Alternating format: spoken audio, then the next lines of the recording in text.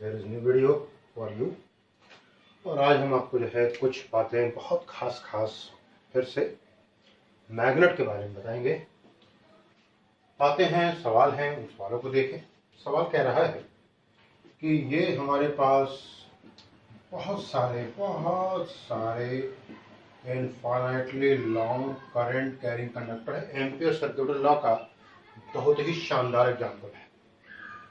और कहा गया है कि यहाँ पे लैम्डा जो है वो लीनियर करंट डेंसिटी है।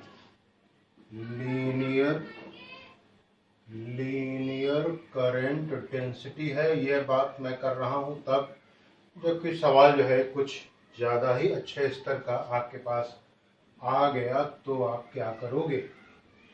तो ये लंबाई हमने यहाँ पे L मान रखी है और कहा गया है कि आपको मैग्नेटिक फील्ड निकालनी है यहाँ से कुछ दूरी पे बराबर इक्विडिस्टेंट है ये। तो आप देख सकते हो कि इसकी वजह से मैग्नेटिक फील्ड यहाँ भी होगी और यहाँ भी होगी। और मैं बात कर रहा था आपसे कि एम्पियर सर्क्यूटल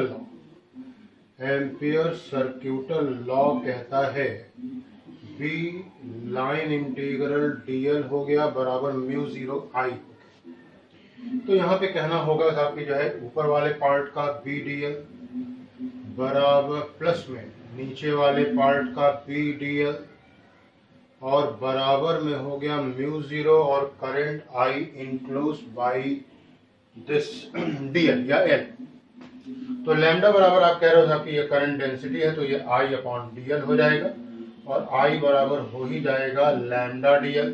तो ये लैम्डा डीएल हो गया तो 2b dl बराबर म्यू 0 लैम्डा डीएल और b बराबर हो जाएगा mu 0 lambda by 2 is the magnetic field due to this. ये सब के सब infinitely long current carrying conductor है और इन सब की संख्या भी इनफाइनाइट है। 1 2 होते वो सारी बातें मैं आपको बता चुका था। ये इनफाइनाइट थे और इनफाइनाइट का कॉम्बिनेशन भी इनफाइनाइट था। ये एक सवाल था यानी जो आपको अच्छा लगा मुझे मैंने आपको बताया, ध्यान से देखें। और अगर ये एक ही पार्ट होता तो आप जो है लेफ्ट साइड में जो आपने 2 बार बी डीएल लिया है वो सिर्फ एक ही बार बी डीएल लिया होता।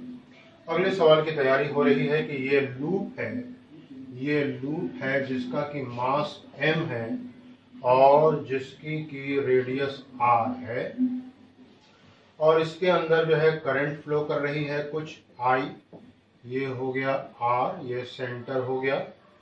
और ये जो लूप है ध्यान सुनते रहेंगे, ये रखा गया है under bx I cap plus bz k cap, bx I cap plus bz cap. कह रहे हैं कि बताइए इस लूप में कितनी करंट होनी चाहिए कि इस लूप का एक एज जो है, ये लूप जो है टेबल पर रखा हुआ है, जैसे टेबल होगा इसके ऊपर एक लूप रखा हुआ, मैग्नेटिक फील्ड है दो तरफा, एक एक्स एक्सिस की तरफ और एक जेड एक्सिस की तरफ। तो कह रहा है कि find current so that loop में क्या हो जाए, lift from the tip so that one edge of the loop may lift from the table। ये कह रहे हैं कि ये टिल्ट कर जाए। कहेंगे अच्छा ऐसा है। एक बात तो समझ लीजिए कि मैग्नेटिक फील्ड जो है जो z एक्सिस की तरफ को है उसी तरफ को इसका वेट है, तो ये तो कोई भी टॉर्क कॉज नहीं कर सकता। bz can't cause the torque क्योंकि इसी डायरेक्शन में लग रहा है mg।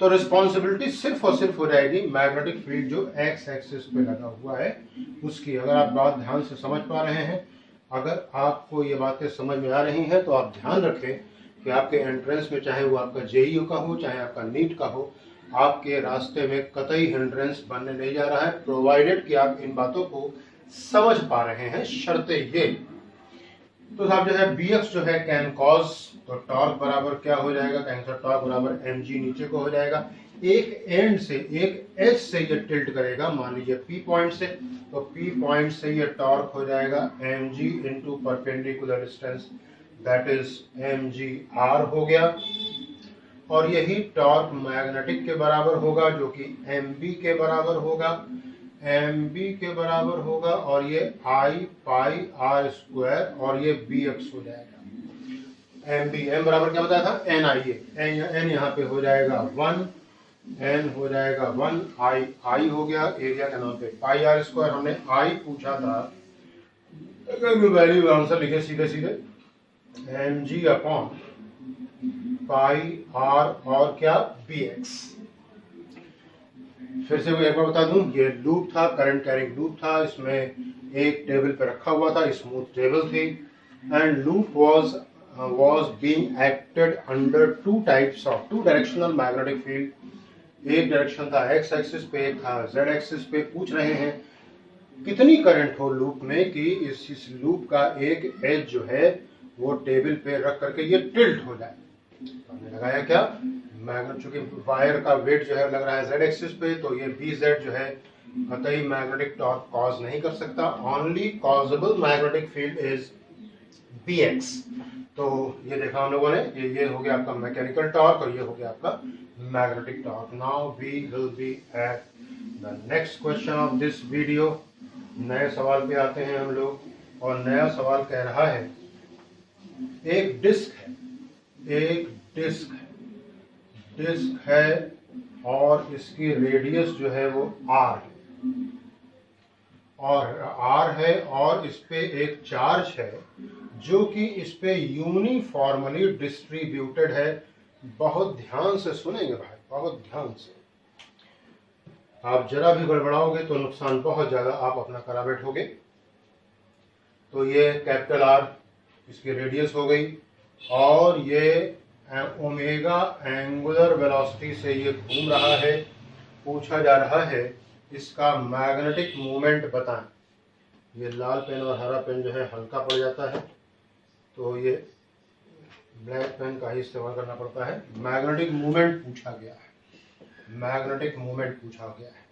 And now the question is कि मैग्नेटिक मूवमेंट आएगा क्यों? सर मैग्नेटिक मूवमेंट के फॉर्मूले होते हैं तो एक स्मॉल m इंटू 2l और एक होता है NIA। n यहाँ पे कोई बात नहीं है, लेकिन I इंटू a जरूर कोई बात है। तो सब जो है ये बताइए कि I कहाँ से आ गया? I क्यों नहीं आएगा? इस डिस्क के ऊपर चार्ज है और चार्ज घूम रहा है। जब भी कभी चार्ज घूमता है तो जरूर ये करंट को जन्म देता है, ध्यान रहे। तो यहाँ पे जो करंट आएगी वो क्या होगा? कहेंगे करंट आएगी वो कैसे निकालेंगे? कहेंगे पहले आप यहाँ से, इसकी रेडियस आपने कैपिटल R मानी हुई है, आप यहाँ से स्मॉल r रेडियस का एक एलिमेंट मानिए जिसकी चौड़ाई आप dr मानिए। तो dq बराबर क्या हो जाएगा इस छोटे से एलिमेंट पे? कहेंगे q upon pi r square हो गया charge per unit area, into में area of the slice that is pi small r square.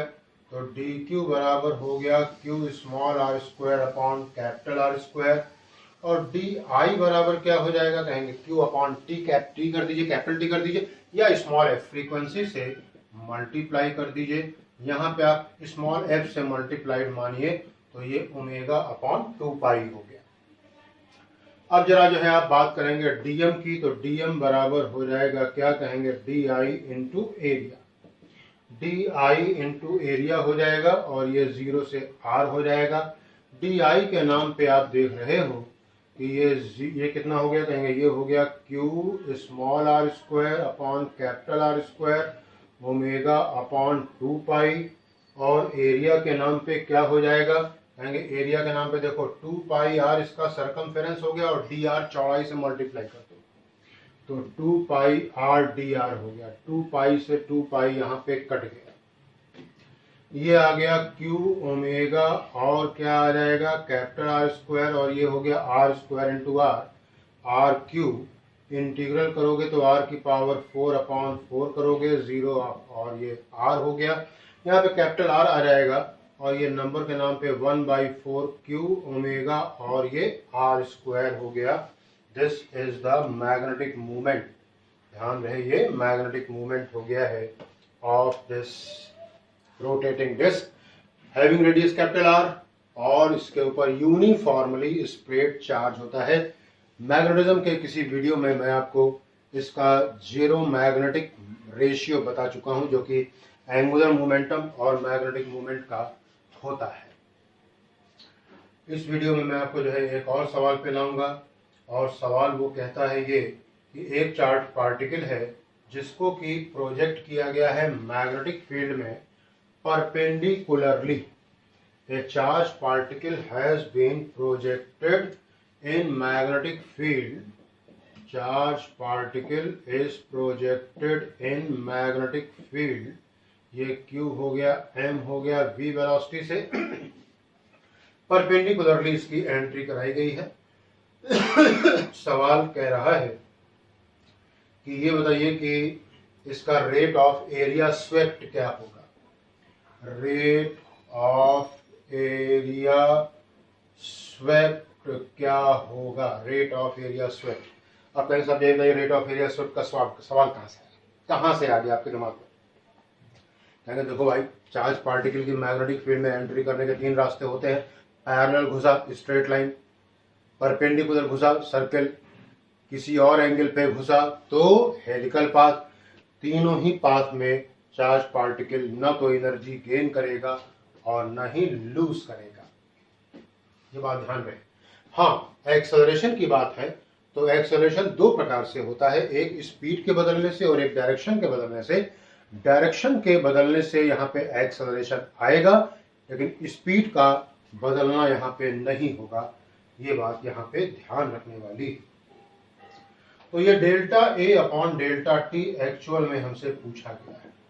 Delta A upon delta T तो ये हो जाएगा पाई आर स्क्वायर, और डेल्टा टी हो गया 2 पाई एम अपॉन क्यू बी हो गया। पाई से पाई कट गया और ये आ गया क्यू बी अपॉन 2m, और आर का फॉर्मूला याद होगा M V upon Q B, M square B square upon Q square B square. ये हो गया हाफ एम वी स्क्वायर और 1 अपॉन क्यू बी, और ये rate of sweeping the area का संबंध आपसे काइनेटिक एनर्जी से भी पूछ लेते हैं, तो ये के ई अपॉन क्यू बी हो गया। इसको आप कह सकते हो डायरेक्टली प्रोपोर्शनल टू क्या, काइनेटिक एनर्जी, यानी कि rate of sweeping the area is directly proportional to क्या, kinetic energy of the charge particle. ये बात ध्यान रहे आपको। अब यहाँ पे एक बात और आपसे करनी थी, एक थ्योरेटिकल सवाल है।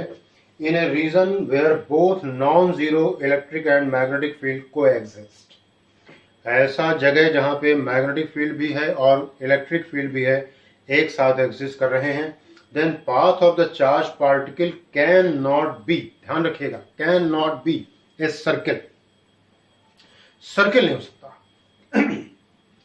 क्योंकि सर्किल के लिए आवश्यक है चार्ज पार्टिकल को एंटर करना होगा मैग्नेटिक फील्ड के परपेंडिकुलर डायरेक्शन।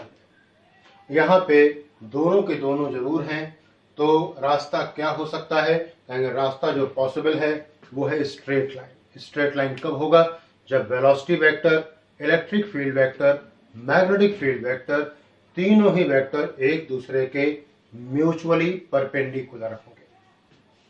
या फिर हेलिकल हो जाएगा। हेलिकल कैसे हो जाएगा, आपने मैग्नेटिक फील्ड के किसी और एंगल पे, परपेंडिकुलर नहीं, परपेंडिकुलर डालोगे तो इलेक्ट्रिक फील्ड बैठा हुआ है वो अपने पास में पैराबोलिकल ले जाएगा। या अगर आप जो है इसको ले भी जाओगे सर्कुलर पाथ में, मैग्नेटिक फील्ड में एंट्री परपेंडिकुलर दे करके, और इलेक्ट्रिक फील्ड आप कैसे भी लगाओगे तो या तो वो अपनी दिशा में ले जाएगा या फिर पैराबोलिक पाथ पे ले जाएगा। तो आप रास्ता आप मान के चलें कि अगर दोनों सीधे हैं तो रास्ता स्ट्रेट लाइन हो जाएगा, और किसी भी और दशा में आप किसी भी कोई भी और कॉम्बिनेशन लगा लीजिए इलेक्ट्रिक फील्ड और मैग्नेटिक फील्ड का, रास्ता जो पॉसिबल है वो हो जाएगा हेलिकल।